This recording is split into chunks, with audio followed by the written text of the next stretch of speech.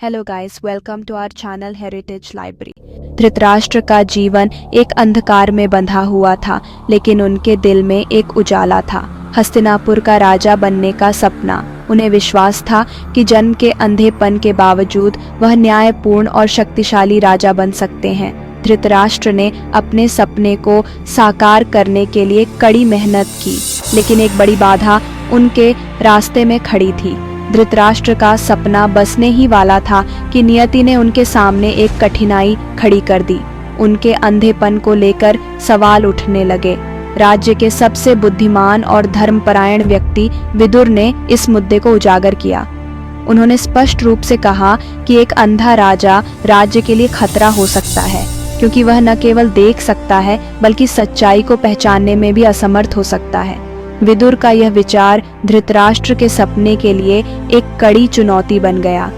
विदुर केवल एक मंत्री नहीं थे, बल्कि धर्म के मार्ग पर चलने वाले एक सच्चे मार्गदर्शक थे। उन्होंने धृतराष्ट्र के अधिकार पर सवाल उठाते हुए कहा कि राजा का कर्तव्य केवल शासन करना नहीं, बल्कि न्याय और सच्चाई की स्थापना करना है। विदुर ने धृतराष्ट्र को समझाया कि किसी के अधिकार और योग्यता का मापन उसके नैतिक मूल्यों और कर्तव्यों के प्रति उसकी निष्ठा से होता है, न कि उसके जन्म से। इस विचार ने धृतराष्ट्र को गहरे आत्ममंथन में डाल दिया। धृतराष्ट्र के मन में द्वंद्व छिड़ गया। एक ओर उनका सपना था और दूसरी ओर विदुर का धर्मपूर्ण तर्क। वह जान गए कि विदुर सही कह रहे हैं, लेकिन अपने सपने को छोड़ना उनके लिए आसान नहीं था। धृतराष्ट्र ने सोचा कि अगर वह न्याय और सच्चाई के मार्ग पर चलेंगे तो उनका सपना उन्हें नई राह दिखा सकता है। उन्होंने एक ऐसा निर्णय लिया जो न केवल उनके लिए बल्कि हस्तिनापुर के भविष्य के लिए भी महत्वपूर्ण था। धृतराष्ट्र ने विदुर के तर्कों को स्वीकार किया, लेकिन उनका सपना उन्हें पीछे खींचता रहा। उन्होंने सोचा कि क्या वह अपने राज्य के लिए सही राजा बन सकते हैं। अंततः धृतराष्ट्र ने अपने सपने को विदुर के धर्मपथ के सामने झुका दिया। उन्होंने अपने आत्मनिरीक्षण के माध्यम से ये समझ लिया कि एक सच्चे राजा को न्याय और धर्म का पालन करना चाहिए, और अगर वह ऐसा नहीं कर सकते तो उनका राजपाट अर्थहीन होगा। धृतराष्ट्र ने राजा बनने का सपना छोड़कर धर्म और सत्य के मार्ग पर चलने का निर्णय लिया। उन्होंने अपने जीवन को हस्तिनापुर के कल्याण के लिए समर्पित कर दिया, भले ही वह सिंहासन पर न बैठ पाए।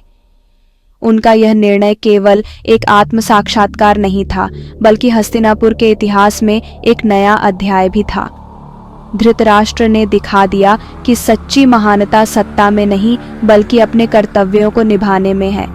जैसे जैसे दोनों राजकुमार बड़े हुए, हस्तिनापुर के सिंहासन का वारिस चुनने का समय आ गया।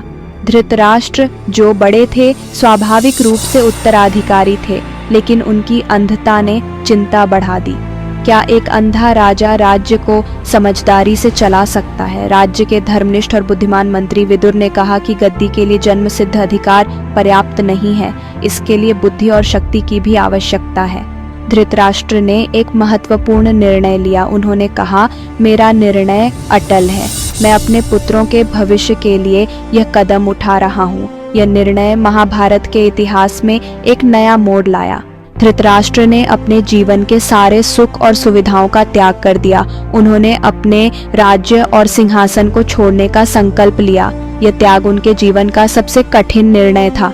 धृतराष्ट्र के त्याग के बाद सवाल उठा कि सिंहासन का वारिस कौन होगा। यह सवाल पूरे राज्य में चर्चा का विषय बन गया।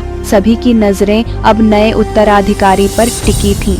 धृतराष्ट्र के निर्णय और त्याग ने महाभारत की कथा को एक नई दिशा दी। ये कहानी हमें सिखाती है कि जीवन में निर्णय और त्याग का क्या महत्व होता है। महाभारत की यह गाथा सदियों से हमें प्रेरित करती आ रही है और आगे भी करती रहेगी। Like, share, subscribe to the channel and thank you for watching. Stay tuned for more videos.